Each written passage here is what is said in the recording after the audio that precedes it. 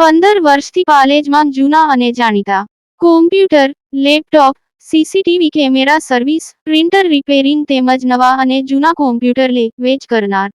Admission form તેમજ તમામ સરકારી ફોર્મ ઓનલાઈન ભરી આપવામાં આવશે. ભરૂચ જિલ્લાના વાલિયા પંથકમાં વરસાદનો કહેર, સિલુડી ગામ બેટમાં ફેરવાયું, 50થી વધુ લોકોનું સ્થળાંતર. ભરૂચ જિલ્લાના વાલિયા પંથકમાં સતત વરસેલા ભારે વરસાદે જનજીવનને ગંભીર અસર પહોંચાડી છે.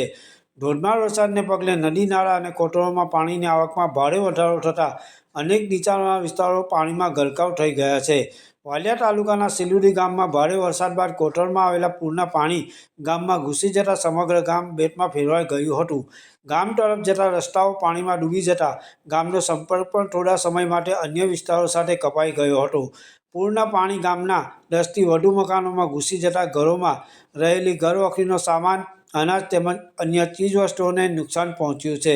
અનેક પરિવારોને પોતાના ઘરો છોડીને સલામત સ્થળે જવાની ફરજ પડી હતી.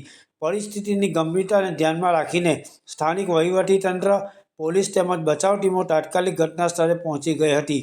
ટીમોએ જોખમમાં રહેલા લોકોનું સુરક્ષિત રીતે રેસ્ક્યુ કરીને અંદાજે 50 જેટલા લોકોને સલામત સ્થળે સ્થળાંતર કરાવ્યા હતા.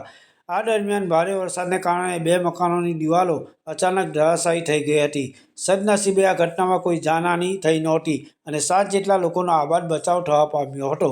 જોકે ઘટનાએ સમગ્ર ગામમાં ભય અને ચિંતાનો માહોલ સર્જ્યો હતો. ગ્રામજનોએ સરકાર અને જિલ્લા વહીવટીતંત્ર સમક્ષ માંગ કરી છે કે નુકસાનનો તાત્કાલિક સર્વે કરવામાં આવે અને અસરગ્રસ્ત પરિવારોને વહેલી તકે આર્થિક સહાય તથા યોગ્ય વળતર આપવામાં આવે, જે તેઓ ફરીથી પોતાનું સામાન્ય જીવન શરૂ કરી શકે. પાલેજ ટાઈમ્સ, ભરૂચ. હું વસાવા જાનુબેન વિષ્ણુભાઈ વસાવા, સિલુડી ગામના રહેવાસી. વસાવા મંજુલાબેન અભયસિંહભાઈની પુત્રી. અમારા ઘરમાં વરસાદ પડતા આટલું બધું પાણી વધારે ભરાઈ જતા અમે પાણી કાઢતા સામાન અડધો આમ મૂકે કે તેમ મૂકે એમ સમજ ના પડતા પાણી કાઢવા જતા અડધી દિવાલ તૂટી પડતા દાદીને બચાવીએ કે પછી અમે સામાન આમ તેમ લઈ જઈએ, ખબર ના પડતા આટલું બધું નુકસાન થયું. તો અમે એટલી આશા રાખીએ કે અમારું ઘર બની જાય અને અમને સરકાર તરફથી સહાય મળે.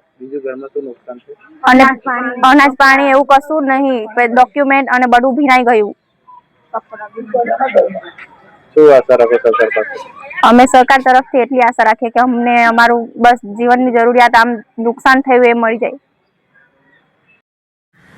આજ રોજ અતિ ભારે વરસાદ આવવાથી સિલુડી ગામે લગભગ અંદાજિત 10 થી 15 મકાનો ધરાશાયી થયા છે.